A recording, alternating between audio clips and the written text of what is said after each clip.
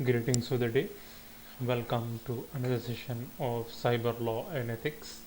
My name is Muhammad Rahmat Ali.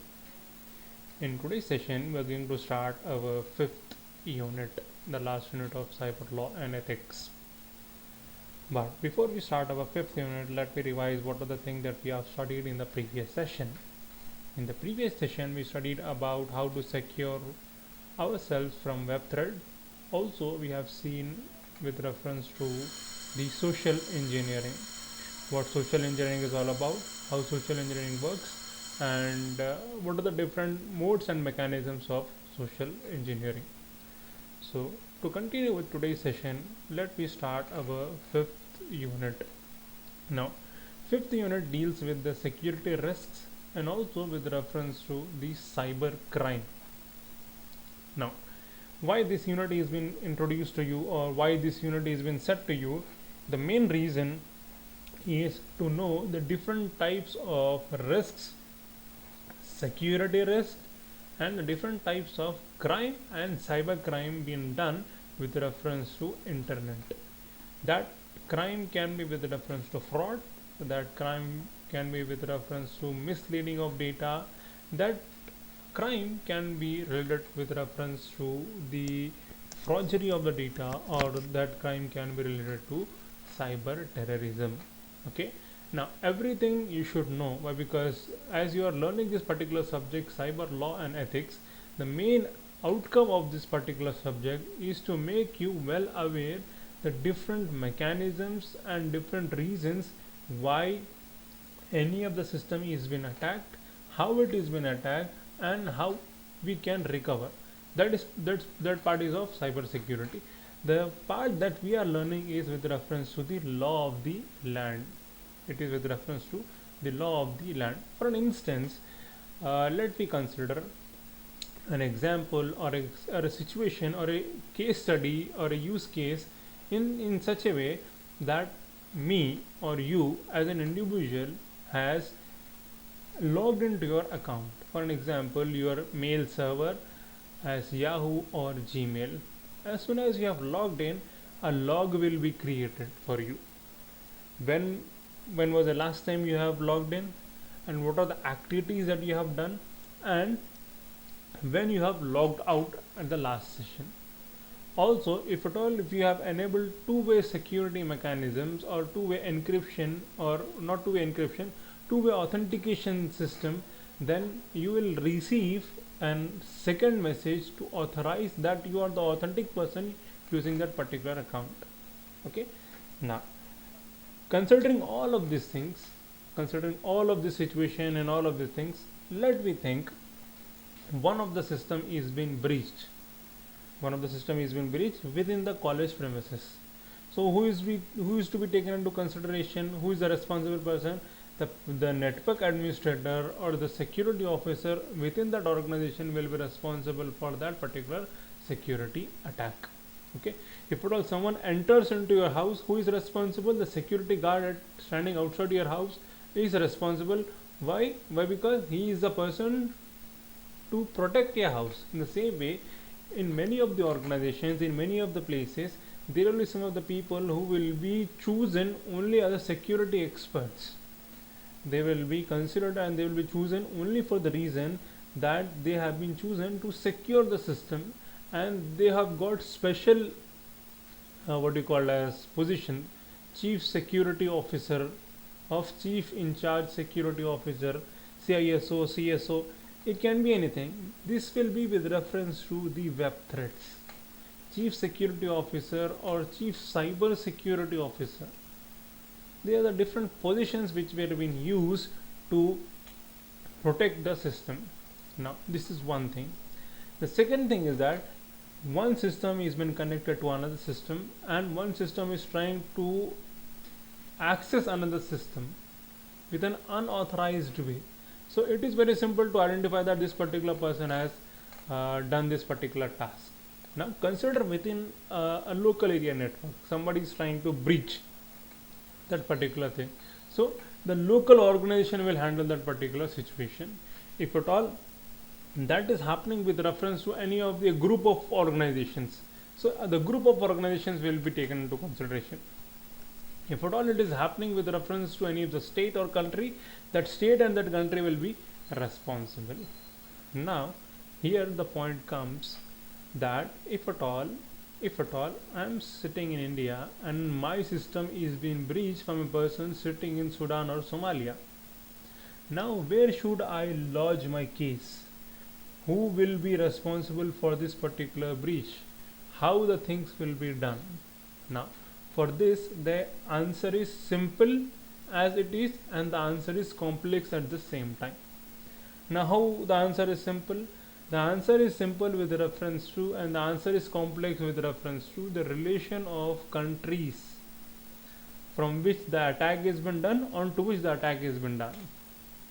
For an example, India tries to breach some of the data from Sri Lanka.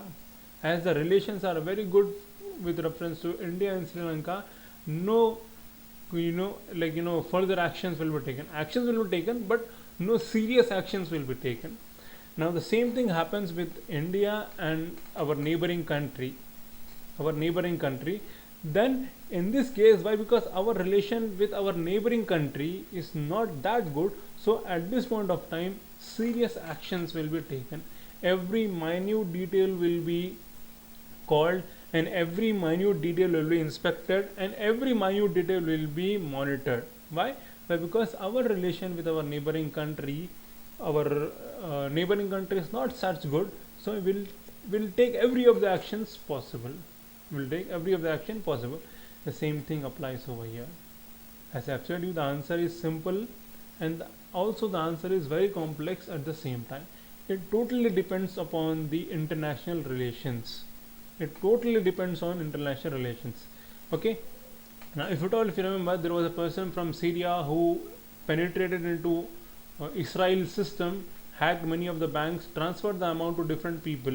Okay, how, on that or him, many serious actions were taken.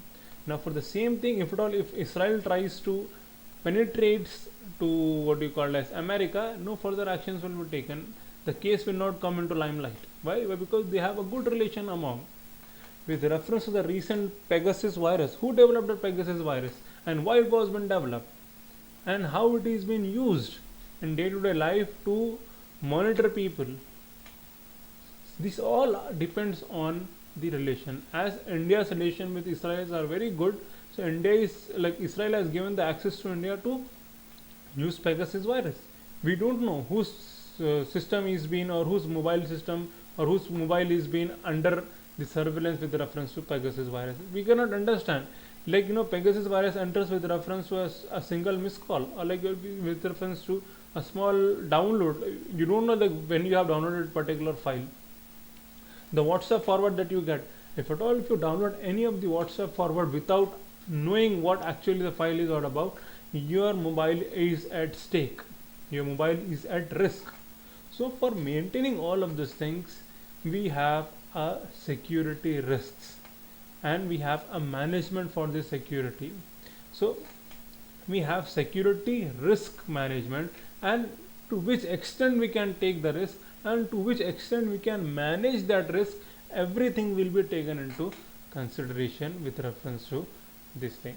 So if you are working in an organization, or if you are working in any of the place, there a special post will be held for chief security officer with reference to cyber law or cyber security, and these people will be in directly contact with the government. Okay, but because there are some of things with reference to ethical values, there are some of things with reference to the relations, there are some of the things with reference to the internal data exchange. Now, what do you mean by internal data exchange? Like, for example, some murder has happened at some place, or some crime has happened at some place. Now, to investigate for that particular thing, police cannot individually work. Police need to take the help of the what do you call as different people, telecommunication networks. People need to take the help of the CCTV cameras. The police need to take the help of the surrounding networks. It can be anything. So Police will have a MOU type of a thing with reference to different organization, so that they will provide the data to different people, so that they can provide the data to different people at different places. Like I have told you, if at all some murders have happened and you suspect that the XYZ person has murdered it, so first what they will check, they will check their call records. After they check the call record, then they will see the range of the network, like if at all the murder has happened at what we call as ABC place. So the ABC place network area will be checked, and his signal from that mobile, if at all it is with reference to that particular network range area, then he can be traced. Okay, if at all you have come along with yourself and your mobile phone was with us and some uneven thing has happened, you will be traced. You will be traced. Also, with reference to the Privacy Act and privacy things, recently government has taken major steps with reference to this. Like, see, previously our data was to be monitored by ourselves, by our government, and by our organizations. Now the data of Indian people will be managed by a third party. This third party can be anyone. This third party can be anyone who pays the tender, and who gets the tender will monitor our data. Now the risk of our data is at stake. With reference to the recent attacks on Domino's and Air India, the 7 terabyte of data is been put on dark web and also on internet. You can directly put your Aadhaar number and check what is your travel history, what was your recent pizza that you have ordered, and what is the sequence of orders that you have made in on Domino's, and what is your travel history, where you have traveled, when you have traveled, when you have come back. Everything will be written on that particular thing. Now, if at all this gets to unsafe hand, then it is very difficult. Also, just to understand this particular thing, your Aadhaar detail can be retrieved with a small amount of money, which is 500. If at all, if you are giving a rupees of 500, your Aadhaar details can be retrieved. What do you mean by the Aadhaar details? Aadhaar details includes your biometric and your iris scan. Biometric and iris scans are those things which you can use to access any of the bank. Now see what the sequence of attacks will be such like. Every of the thing nowadays is been connected with reference to Aadhaar card. Everything is been connected to Aadhaar card.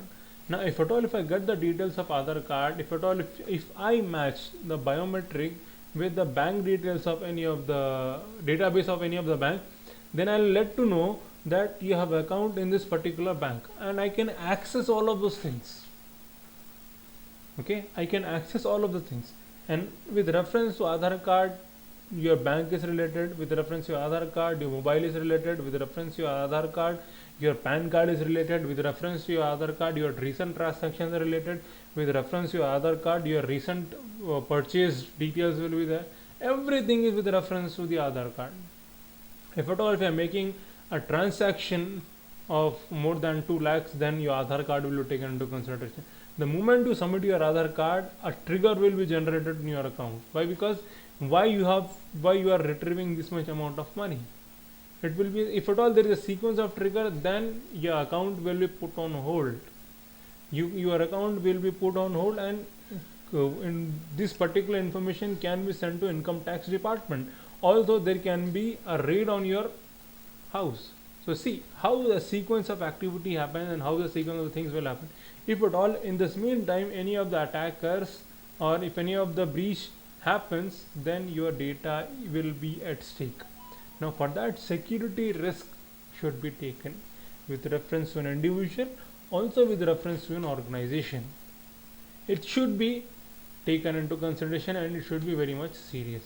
Now, with reference to social computing and associate challenges for an organization, this deals with all of the social aspect, with reference to sharing of the data, with reference to receiving of the data, with reference to what you call as copying of the data, uploading of the data, downloading of the data. Okay. Now, to measure the risk, just understand by this particular what you call as example. You might be receiving n number of calls from n number of people for bank loan, for house loan, for your what you call as home loan, car loan, XYZ top loans from different banks. From different banks. Also, you might be receiving some of the SMSs, messages, emails, and everything. How these particular people knows your data, how these people come across that you belong to this particular thing. Also, with reference to the different forms that you submit online, every of the data will be monitored. Okay, people will sell this particular data online. So that's only the reason when you are submitting anything, if at all if you are submitting your Aadhaar card to anyone, take the Aadhaar card copy along with you in front of the officer, strike it and say and write it on that, only for the purpose of buying a SIM, only for the purpose of bank activity, only for the purpose of purchasing this particular thing. If at all if you write this particular thing, your Aadhaar card will not be reused. Your Aadhaar card details will not be reused. Okay, now why I'm telling you all of things. See, when you go to buy a SIM from any of the people who sell the SIM, actually the thing is that you should buy the SIM from an authorized stores. If at all if you are have a SIM of Airtel, you should go to the Airtel office. From there only you should buy the SIM. Okay, why? Because they know the security data, they know everything. What happens is, like, when you give your biometric should be given only once while you are buying the SIM. The shopkeeper will tell you to put the biometric 2 or 3 times, because it has not come correctly. Now why he takes 2 or 3 times? Why? Because with your biometric only he will activate 2 more SIMs, and he might use it for his own purpose. And who will be caught? You will be caught. Why? Because the SIM is on your name, the SIM credentials is on your name, the SIM credentials belongs to you. So on a regular basis you should check the activity of the SIM, and you should use the activity of your Aadhaar card. Why? Because everywhere Aadhaar card is being used. So what you need to do, you need to go to any of the Aadhaar card center, or you can check it online. Just type your Aadhaar card number and check when was your Aadhaar card last time used, and you remember when you gave the Aadhaar card last time. So by this you will be able to understand the risk with reference to any of the document. So this is with reference to the security risk with an individual, and also with reference to an organization. I told you all with reference to individual. With reference to organization, the same thing can happen. Okay, now the next one is with reference to cyber crime and cyber terrorism. Cyber crime is a totally different thing, and cyber terrorism is a totally different thing. Now what do you mean by cyber crime? Cyber crime is that particular thing in which you are unauthorizedly accessing some particular activities. So that is what we call as cyber crime. Now what do you mean by cyber terrorism?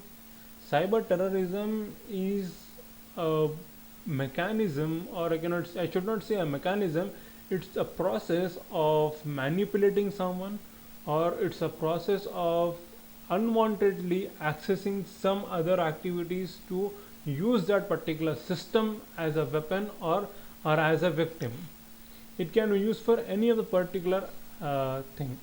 The next one is with reference to the intelligence property of in the cyberspace, the ethical dimension of cybercrime and psychology, mindset and skill of the hackers and other cyber criminals.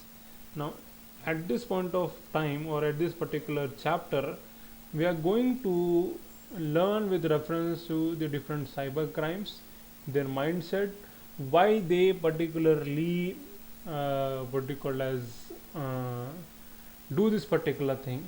If at all if you want to learn more about this particular thing, I suggest you a book by the title Tribe of Hackers. If at all if you want to learn more about this, the mindset, why they have done this, and how they have come into this particular thing. And there is one more person by the name Kevin Mantic. You study about these two. The first you study about Kevin Mantic, then you study about, or when you not study, then you go through a book by the name Tribe of Hackers. If at all if you study these two of the books, or these two things, then you'll come to know about the cyber security breaches, cyber attackers, and how cyber crime and cyber criminals work, and how they have recovered and how they have set that particular stage. Okay, this was just an introduction of fifth unit. In the next session we are going to go into this particular chapter, and we are going to study in depth what are the different topics and different things related to this particular thing. I hope you understood from something from today's session.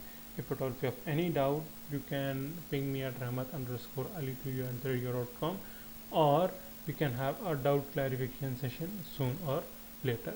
Until the next session, take care.